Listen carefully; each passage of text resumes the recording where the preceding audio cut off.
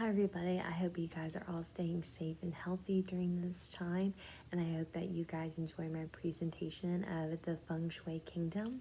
And one of the reasons why I chose to do this presentation on why Feng Shui is in the Disneyland Hong Kong is because Feng Shui is so different from the American way of life, and Feng Shui is intriguing to me because it allows organizations and businesses to connect with nature in order to have a good flow within their environment. And so that's one of the reasons why I chose to do my presentation on this particular topic.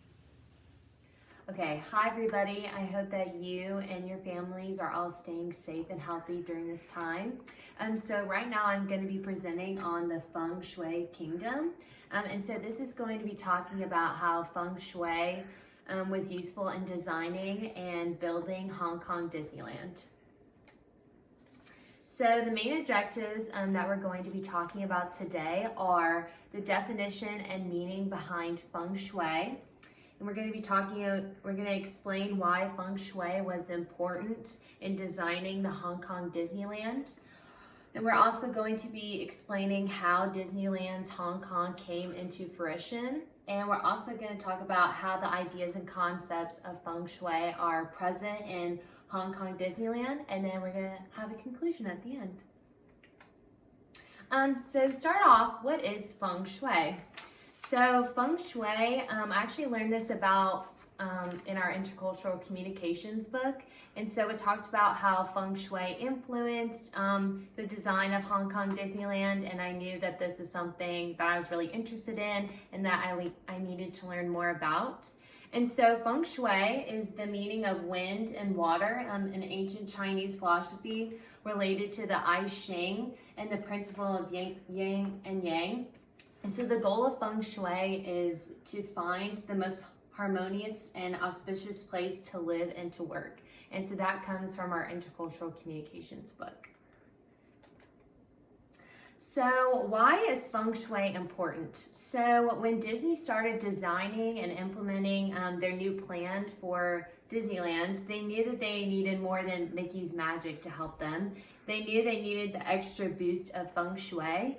And so Feng Shui balances the elements of fire, earth, metal, and water to create positive energy.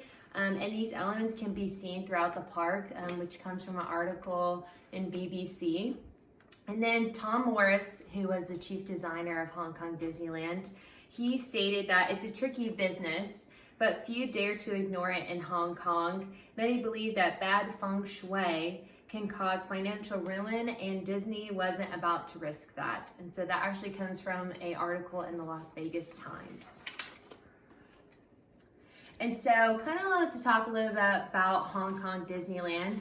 It was Disney's 11th theme park, and it was a replica of the original Disneyland. And it actually started building in 1999 on Latau Island, which is a 30-minute train ride outside of Hong Kong. And then for who owns this Disney Hong Kong land, so Disney actually invested $316 million for a 43% equity stake in Hong Kong Disneyland, and the rest is actually owned by the Hong Kong government, which contributes about $419 million. And both of those come from a New York Times article. And then how is Feng Shui present in Disneyland? So Walt Disney's executive actually decided to shift the angle of the front gates by 12 degrees. They did so after consulting a Chinese Feng Shui master who said that the change would ensure maximum prosperity for the park. And the main gate of the theme park has been positioned to a north-south direction for good fortune. And the first one comes from New York Times, and the second one comes from a BBC article. So another way that Feng Shui is present in Disneyland is that water stimulates fortune and wealth, and the park is actually full of these. Lakes, ponds, and streams, and not to mention the large fountain featuring Disney characters placed outside the main entrance, which we'll get to that in just a little bit. And then again, Tom Morris basically said that the Hong Kong Disneyland, in regards to Feng Shui, that the thing most visible is the heavy usage of lakes and water in the park. So as you can see, this is Snow White's grotto, and that's one of the main lakes that's in Hong Kong Disneyland. And so how is Feng Shui? Again, this is the big main fountain that I was talking about. So when visitors are greeted at the entrance by a large bronze fountain with Mickey Mouse surfing on a jet water spouted by a whale, that fountain's function is important to create wealth and to serve as a block for the straight road leading into the park. Adding that curved roads enable good flow, better to come into the park. And then this comes from the Las Vegas Times. So again, another way that Feng Shui is present in Hong Kong Disneyland. So the designers have taken no chances with smaller details. So there are actually Feng Shui boulders throughout the park, and they're carefully placed to promote stability and good fortune and to not let the energy flow back out into the world. And then in the kitchen, stoves are actually placed in lucky locations.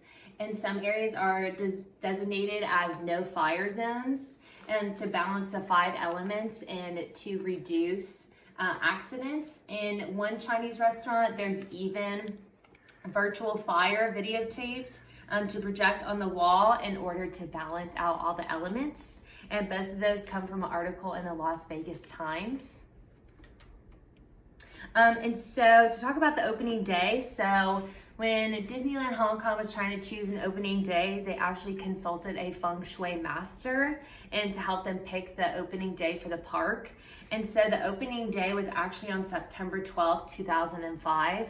And this day was considered a fabulous day according to the Feng Shui principles.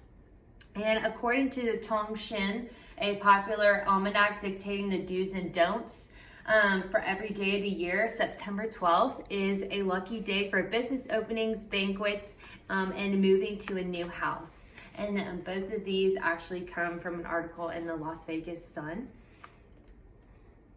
And so kind of to talk about the conclusion. So hopefully through this presentation, y'all learned about what is Feng Shui and how are those elements implemented into the park. And hopefully you gained some more insights about the importance of Feng Shui and the high influence that it has on the Chinese culture and environment. And so again, we kind of talked about how Feng Shui is how to live in harmony with the principles of the natural world.